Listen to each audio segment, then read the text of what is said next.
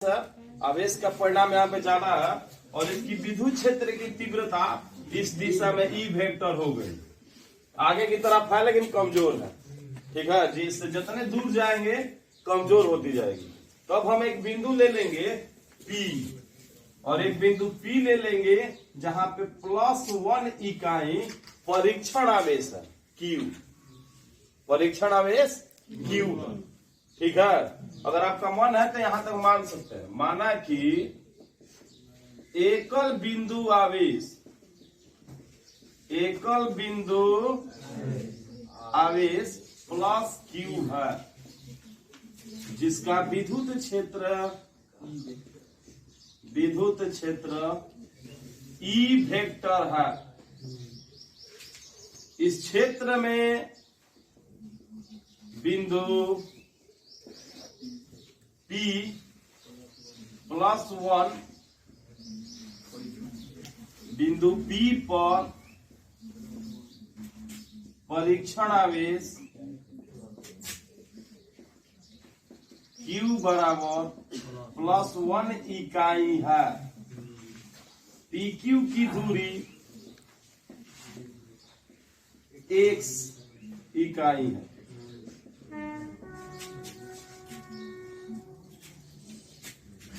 पुनः P से Q बराबर +1 इकाई आवेश को विद्युत क्षेत्र E के विरोध बिंदु A पर लाने में किया गया कार्य W और विस्थापन dx है, dx वेक्टर। देखिए यहाँ से यहाँ तक आवेश को लाने में किया गया कार्य क्या है? dx विस्थापन है और कार्य है W। और QA की दूरी, इसकी दूरी हम लिए थे x और इसकी दूरी जो होगी r। QA की दूरी r इकाई है। अब हम जानने की कोशिश करेंगे कि बिंदु P पर Q आवेश के कारण विद्युत क्षेत्र की तीव्रता E बराबर, और इस रूप में ही बनाएंगे कि आसानी रहेगी। तो 1/4 पाए एप्सिलॉन नॉट Q बटा R होता है सूत्र। लेकिन यहाँ R दूरी नहीं है बिंदु P पर, x दूरी है, इसलिए x²। और अब इसके कारण बल भी तो लगता होगा, तो बल एक बराबर हो जाएगा QE। लेकिन यहाँ पे Q जो है +1 इकाई है ना, तो यहाँ पे भर देंगे 1 गुने E, तो सिर्फ E हुआ।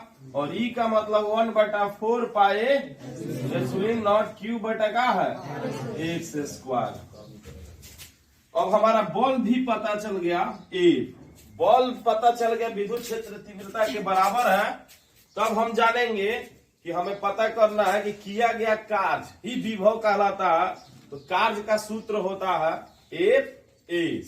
तो S विस्थापन dx है और बल भी पता चल गया है, इसलिए हम लिखेंगे कि P से Q बराबर +1 आवेश को बिंदु A पर ले जाने में किया गया कार्य dW बराबर F vector into S vector. तो ए वेक्टर हटाते तो FS cos थीटा होता है। और यहाँ पे देखते हैं कि dx और E के बीच, dx वेक्टर और E के बीच थीटा जो है 180 डिग्री है, क्योंकि विपरीत है।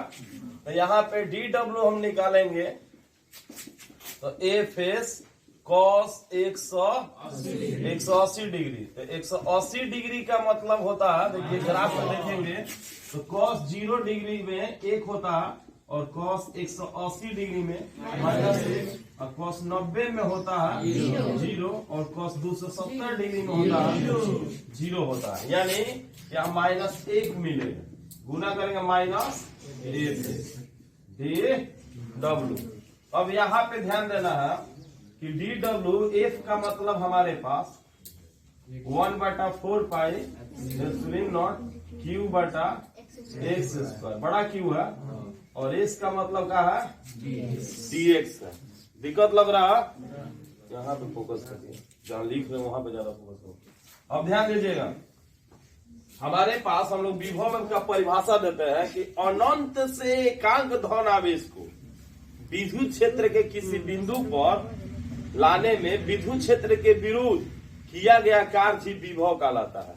तो यहाँ पे जो हम लेने जा रहे हैं लिमिट W बराबर DW, तो यहाँ पे x का मतलब हम लिखने जाएंगे। अब जैसे कि मान रहे DW का ही भरेंगे तो x और dx बचेगा, तो x का मतलब हम लिखेंगे अनंत और x का मतलब r। यहाँ पे हम x दिखाए हैं बिंदु P की दूरी QP, लेकिन बिंदु P को हम समझेंगे अनंत, तो यानी x बराबर अनंत हो जाएगा। और अब a बिंदु पर ला रहे हैं तो इसकी डिस्टेंस क्या है r।